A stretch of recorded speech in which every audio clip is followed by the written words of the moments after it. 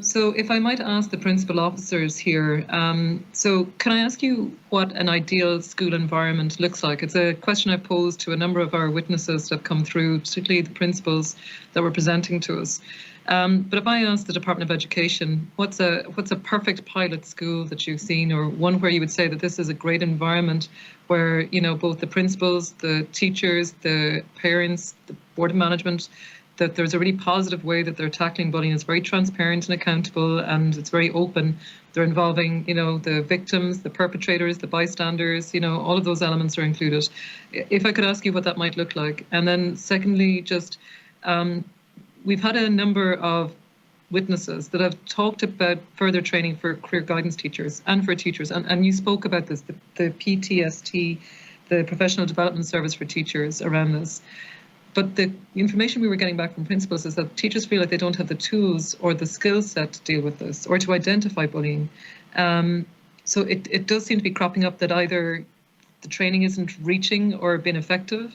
You know, I'm sure it's there, or that it somehow it's not operationally working. You know, it's not working in the classroom on the ground. So I was just going to ask in relation to that. So I suppose two questions. What would be your ideal one? You know, what would you say Department of Education would be absolutely overjoyed? And they said, right, this is the school, this is the way we want to see it working across all the schools in Ireland. You know, maybe there's a different example for primary or secondary. Thank you.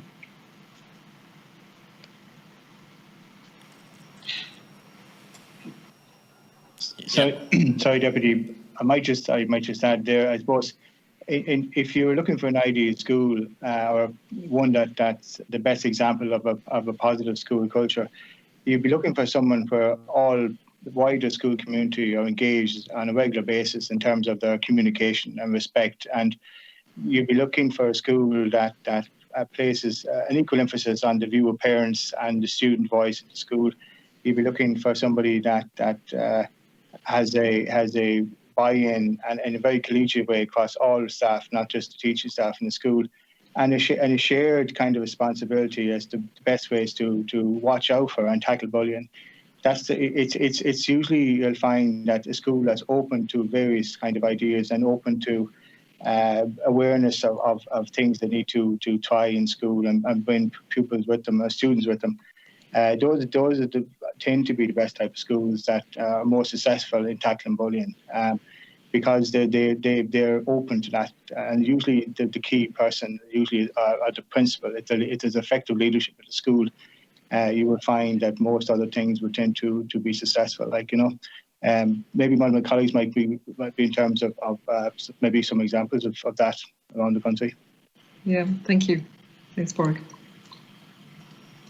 I would add just very briefly to that school culture is key, and willingness on the part of schools to take the appropriate actions to prevent and also to tackle bullying. There's also another really important dimension that Pádraig Joyce has alluded to there, and it's involving parents and involving students and having an appropriate model of engagement.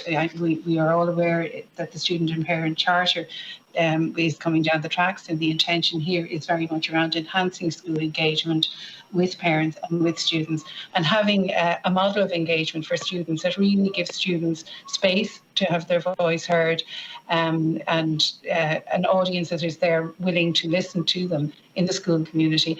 And then the third part or fourth part of that, and this is very much connected with the Lundy model of participation, which is based on Article 12 of the United Nations Convention on the Rights of the Child, is ensuring that the students themselves can see that if they have issues, those issues are addressed and that they are acted upon in the appropriate way. So school culture, in summary, is key, and an involvement of all, whether it's parents, students, teachers, the broader community, in ensuring that the school community and the school environment is as safe as it can be for the students. It would nearly be great, wouldn't it, to have some sort of award for our perfect schools, you know, like sort of a champion school or advocacy, you know, within each of our regional areas, wouldn't it, you know? Something where you can say, you know, you're getting kudos for being open and handling this well, because I think sometimes it's seen, unfortunately, maybe stereotypically as a weakness, that if this has been talked about, that, you know, parents would be like, oh, you know, maybe I don't want to send my children here, whereas we really should be embracing that, I think, and seeing it as a really positive thing, that children are feeling confident to speak out and speak with their teachers, and that it's been tackled. I suppose my concern would be when schools don't talk about it, and when it's just purely an academic, that it's just solely about the academic marks that children achieve. And that's really where I suppose I want to get to with these inspectorate reports, where there is that idea of a champion school. So maybe, I don't know, maybe the department might think about how to recognise and acknowledge schools that are really effective in this way, and that it becomes more normal and natural that we're always talking about tackling bullying, because it happens all the time. Sorry, I probably don't have any more time. It was just the other one was just about the teacher training. If I could just to add to that, then, in the wellbeing policy statement and framework for practice that we have in the Department of Education, there are set out what we call indicators of success, which is what does a successful school look like?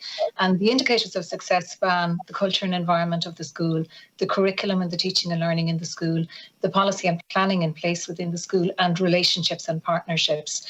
And just very briefly, in terms of the culture and planning of what we say is a really successful school in promoting wellbeing, it's about children, young people and staff experiencing that sense of belonging and connectedness and that feeling of being safe, both physically and psychologically, and that systems are in place to hear the voice of the child and also the voice of parents, and that they're heard and that they all lead to improvements in the school community.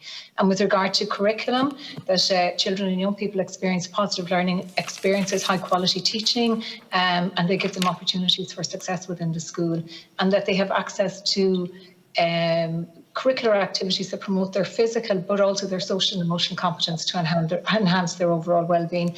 That policy and planning means that good, strong policies are in place and school self-evaluation is in place to support the work.